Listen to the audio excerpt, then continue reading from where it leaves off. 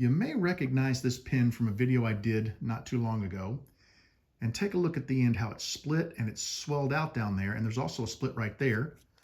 And then on the other end of the pin, you'll notice there's a split right there and it's swelled out a little bit. I've gone and found an exact tube, the perfect size, the perfect diameter, and the perfect length. What we're going to do today is we're going to take this piece of mature birch and we're going to, it's going to be tricky because we've got a narrow piece. We have to make sure we drill perfectly down the center of it. But as you can see, we should have no trouble because there's plenty of material on either side if we drill the hole straight. And we are going to turn a new body for this pin. Let's go ahead and find the center of our blank. Now, this being a rectangular blank, we really want to make sure we mark all four corners because we are going to have to kind of guesstimate on the exact center, and you'll see what I mean in a second. Take a look at that. I'm going to take this a step farther, and I'm going to use a metal ruler, and I'm going to mark end to end of my square box. And what this will do is help me to better identify the center of my blank. So I feel like that's the spot right there.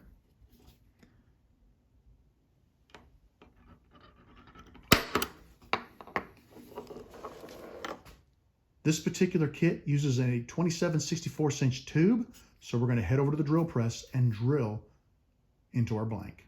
I have a 27/64" bit chucked up.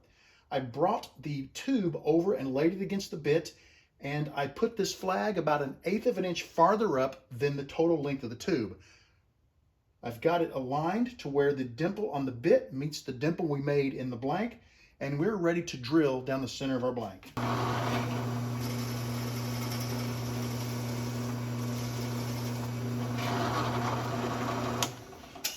We've reached the proper depth. The flag cleaned off the top of the blank.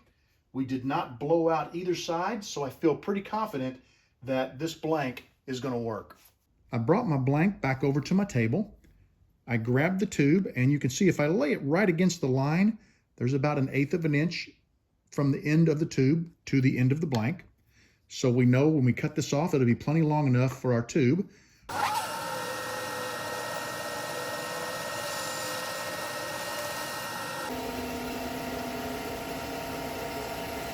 We're ready to go ahead and glue our blank up, and I wanted to show you, this was my entry hole. That's my exit hole. I drilled right down the center of that blank. I'm super happy with that. And here's the block of wood that I cut off, and you can see where the bit ended. This is a great technique. I don't normally use this on wood blanks, but this is an excellent technique for acrylic blanks. I've already got my tube plugged, and I've already roughed it up. I'll finish mixing this epoxy, get it spread on our tube, and we'll get this inserted into the blank and let her dry. I always insert, this is the end where I begin drilling, always insert from the opposite end. And the reason why is we know this side of the blank is perfectly square because we never actually exited the blank. The other end of the blank, where the bit was entering and being removed periodically to clear the chips, we actually could widen that hole with that process. So I always like to enter on the opposite end of the blank. And a blank like this, where it's not important, I don't need to worry about the alignment. I can go ahead and leave it a little more toward the tube, a little more toward this end of the blank. You'll see what I mean in a second. I just want to get rid of some of this excess glue. Pop that right down in there. I'm just barely below the surface. Now, I cut the blank pretty tight, but this is the entry hole, and it could be wider. You don't want to have a hole that is wider than your tube. That can cause chip out in your blank, even using glue like epoxy. If there's a pocket of air in there between the wood and the tube, it can give way while you're turning. So by inserting from the opposite end of the blank, this hole, we know it's the perfect diameter, and we eliminate the opportunity to have that excess air around our tube. We're going to leave this dry, and we'll come back and turn it shortly.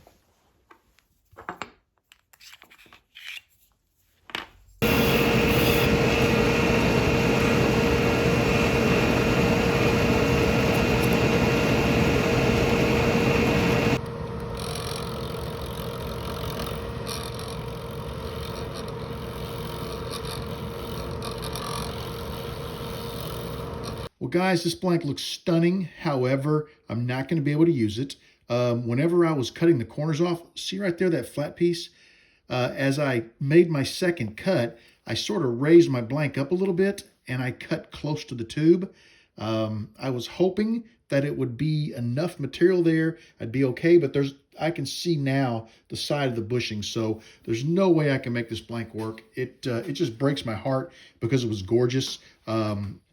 I do have the other piece of birch, and you can see it is plenty long enough, so I'm going to grab another 27/64" tube, and we're going to go ahead and prepare this.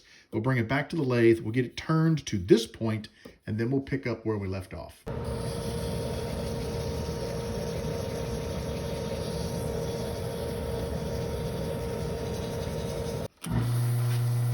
Wait till you see this blank. Take a look at that. This is what it's going to look like, a little sneak peek. Isn't that gorgeous? This wood is so beautiful. I'm going to let it spin for a minute or two and let all that denatured alcohol evaporate. Then we'll come back and apply a CA finish. First coat going on. That is going to be amazing. Just look at the colors. I'll come back and show it to you once I finish the CA. I just finished applying CA. I got a really nice coat. I don't see any imperfections, any blemishes. It's a little bit wavy right now, but that's what the micro mesh is for. It'll take that right out. I'm going to go ahead and get the nonstick bushings off. We'll get it cleaned up on the ends of the blank, get it back on the turning bushings, and we'll begin micro meshing.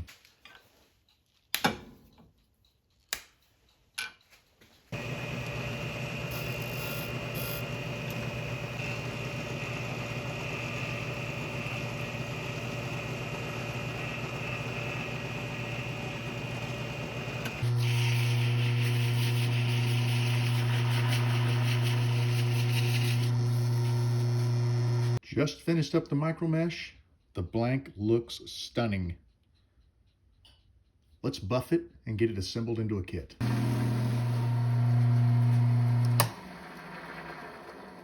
Take a look at that. How can you not love that blank? It is absolutely stunning.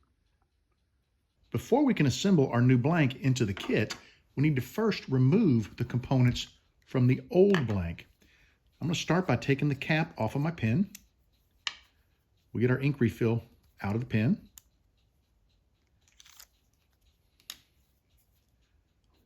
I'm going to leave the nib in because the ends of this pen, even though one of them has a little larger ring on it, they have the same entry diameter. So I've got to leave the nib on there so I've got something to press against. We'll grab our soft grip pliers. We'll get a good grip on our blank. I like to hold it in my hand to where my hand kind of cups the part. So as I tap it with the hammer, I can catch the part as it comes out.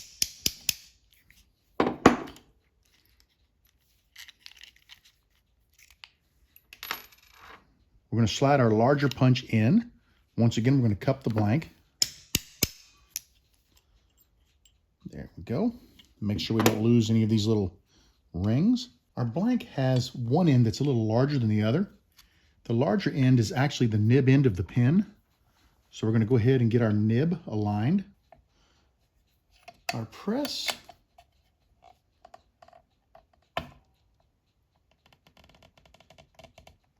Much easier than before.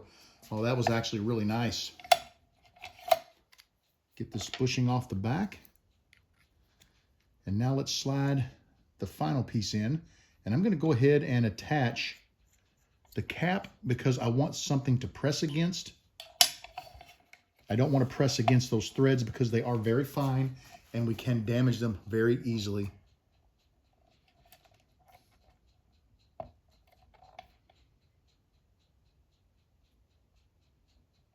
Ooh, beautiful, beautiful. Now we'll remove the cap, drop our refill into the body of the pen, replace the cap, make sure everything is tight, and let me show you what we got here. Take a look at this pen, not a single crack. We just had the wrong tube for the first attempt at making this pen. And now we have a gorgeous pen. I've already thanked you for joining me for the making of this pen, but I'd really like to thank you for setting through this a second time while I remade the body of this pen. There were a lot of trials and tribulations, but all in all, we ended up with just a fantastic looking pin. This thing is gorgeous. I love the gunmetal with it because it just accents the darker areas of the Masseur birch. And if that is just absolutely gorgeous. I love this pin. I'd like to thank you for joining me in the shop today. I want you to know that you are always welcome in my shop. Come back and see me again real soon, and have a great evening.